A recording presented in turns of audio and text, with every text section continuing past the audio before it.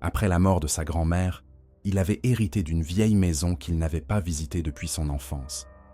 Les souvenirs y étaient flous, mais une chose le hantait, le vieux miroir dans la chambre d'amis. Personne n'avait osé le déplacer, ni même le regarder trop longtemps. Sa grand-mère disait qu'il gardait quelque chose, mais n'en disait jamais plus. À présent seul dans la maison, il sentait ce miroir l'attirer, comme un aimant dans l'obscurité. Il décida de s'installer dans cette chambre, sans savoir que c'était une erreur. La première nuit, il sentit une présence dès qu'il posa les yeux sur le miroir. Ce n'était pas son propre reflet qu'il voyait, mais une silhouette floue derrière lui. Il se retourna brusquement, mais la pièce était vide, silencieuse, glaciale. Le reflet, lui, restait là, souriant dans la glace alors que lui-même ne souriait pas. Il pensa halluciner, la fatigue sûrement. Mais il n'osa pas se recoucher. Il passa la nuit à fixer le miroir, espérant que ça cesse. La nuit suivante, ce ne fut pas un reflet étrange, mais un murmure, une voix douce, presque chantée, qui semblait sortir du verre lui-même. Elle disait son prénom, lentement, plusieurs fois, d'un ton affectueux et effrayant. Il approcha l'oreille, croyant à un courant d'air, mais le son venait bien du miroir. La voix semblait féminine, jeune, presque familière. Et à la fin, elle ajouta « Tu m'as oublié, mais moi, je me souviens. » Le lendemain, troublé, il fouilla dans les affaires de sa grand-mère à la recherche d'explications.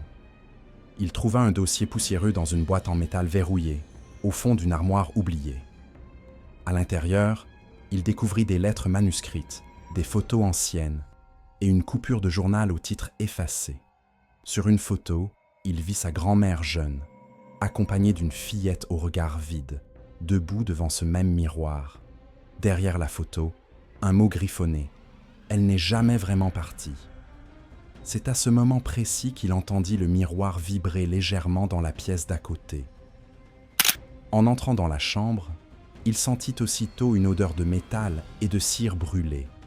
Sur la surface embuée du miroir, 6 mots apparaissaient lentement, comme écrits par un doigt invisible. « Tu m'as laissé ici.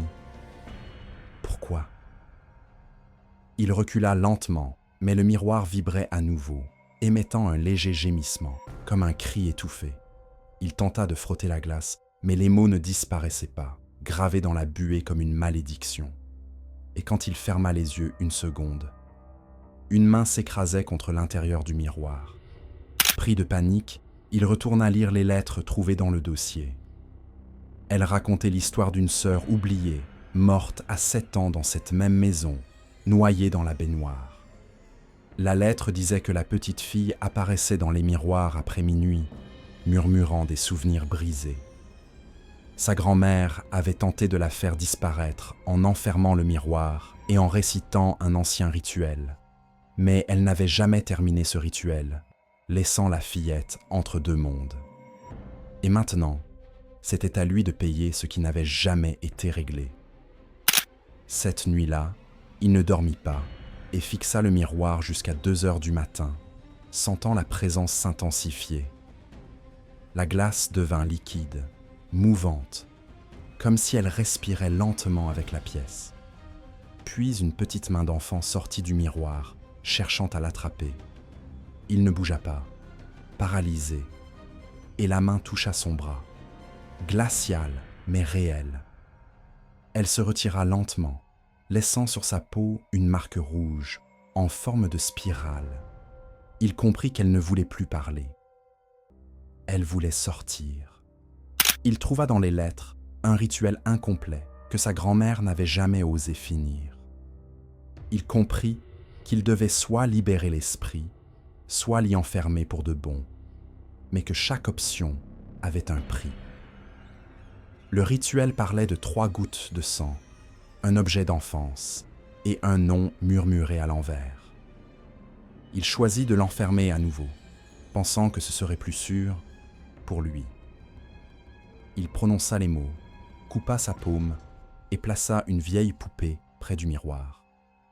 Le miroir se mit à trembler, crier, puis redevint parfaitement immobile et silencieux. Les jours suivants furent calmes, trop calmes, comme si la maison retenait son souffle.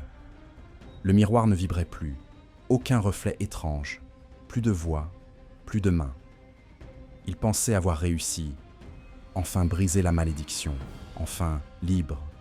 Mais chaque nuit, il faisait exactement le même rêve. La fillette qui pleurait, bloquée de l'autre côté.